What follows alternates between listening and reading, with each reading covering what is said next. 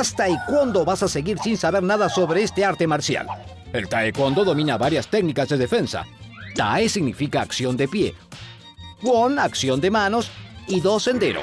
Para vencer al oponente hay que conseguir puntos o llegar al nocaut en un combate libre. Nació en Corea hace más de 2 milenios por una necesidad de defenderse sin armas.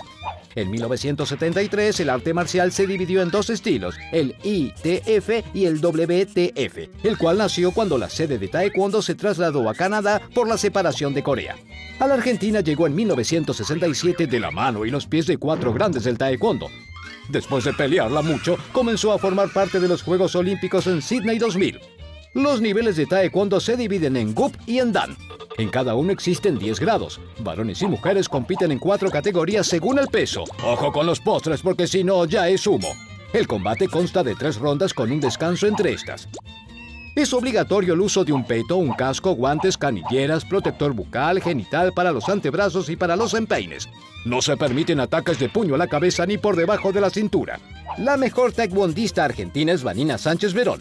Fue la única representante nacional en los Juegos de Beijing 2008. Una taekwondista argentina en China, eso sí que es jugar de visitante.